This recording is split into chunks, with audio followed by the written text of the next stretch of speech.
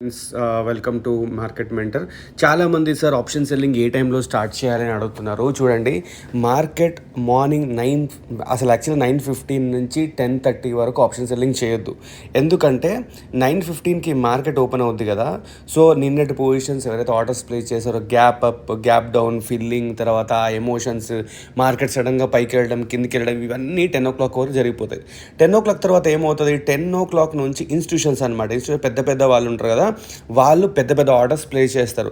Order place చేసి 10:30కి ఇంకా వాళ్ళ ఆర్డర్ ఫినిష్ అయిపోద్ది. ఫినిష్ అయిపోయిన తర్వాత మార్కెట్ ఏంది, యూరోపియన్ మార్కెట్ ఉంది కదా, అది 12 o'clock ఓపెన్ అవుద్ది.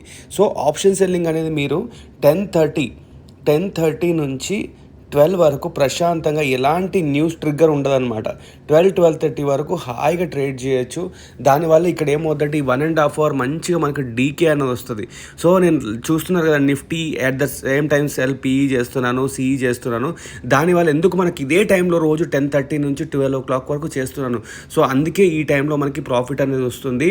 ఇదంతా ఓపెన్ న్యూస్. చాలామంది ఆప్షన్ సెల్లింగ్ రిస్కీ అంటారు, అదంటారు. అసలు రిస్క్ లేదు. నేను ప్రతిరోజు లాస్ట్ 10 days నుంచి మీకు ప్రాఫిట్ చూపిస్తున్నాను. ఆప్షన్ సెల్లింగ్లో నాకు ఈరోజు ప్రాఫిట్ వస్తుంది మీరు నమ్మొచ్చు.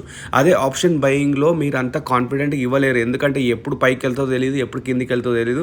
అండ్ మనం ఎంతో ఫాస్ట్గా పైకి వెళ్తే మాత్రం మనకి ఆప్షన్ బయింగ్లో డబ్బులు రావు. సో ఇది అండర్స్టాండ్ చేసుకోండి. ఆప్షన్ సెల్లింగ్కి మెల్లిమెల్లిగా రండి. ఇప్పుడే కాదు, కొంచెం క్యాపిటల్ అరేంజ్ చేసుకొని రండి. డెఫినెట్గా దీంట్లో మంచి ఫ్యూచర్ ఉంది. మీకు రెగ్యులర్ ఇన్కమ్ కావాల్సిన option selling is the better choice.